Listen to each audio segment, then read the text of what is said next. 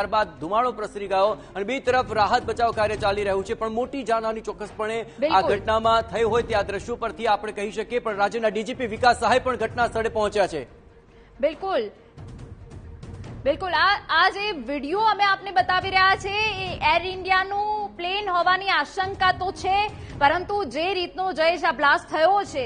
રૂવાડા ઉભા કરી દે એવો બ્લાસ્ટ છે અને એમાં પણ આ પ્લેન ક્રેશ એ રહેણાંક વિસ્તારમાં થયું છે। જો કે એ ઘટના સ્થળની પરિસ્થિતિ શું છે એ સ્થળ પર હાજર અધિકારીઓ કે જેઓના સંપર્કથી જ ખબર પડશે, પરંતુ હા જે આખો જે પ્રચંડ બ્લાસ્ટ થયો છે આ પ્લેનમાં અને તે બાદ આખો જે પ્લેન છે કાટમાળમાં ફેરવાઈ ગયું છે, એક સરખો હિસ્સો હાલ પ્લેનનો નથી દેખાઈ રહ્યો। જયેશ, બિલકુલ, અને આ વાયરલ જે વિડીયો છે તેની પુષ્ટિ થવાની ચોક્કસપણે હજી વાર છે, પરંતુ પ્લેન ક્રેશનો આ વિડીયો અત્યારે સામે આવ્યો છે।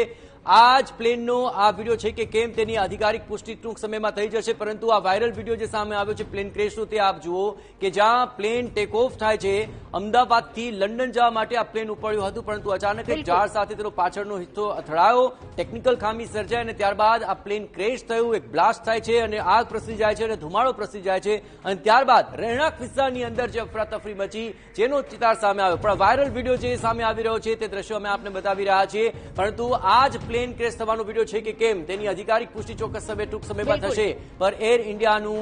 આ પ્લેન કે જે AI-171 અમદાવાદથી લંડન જવા માટે ટેક ઓફ કર્યું અને ગણતરીની મિનિટોમાં જ તે ક્રેશ થઈ ગયું અને સાથે એક મોટી તબાહી મચી, પરંતુ આ આખી ઘટના બાદ હવે ત્યાં એમ્બ્યુલન્સનો ખડક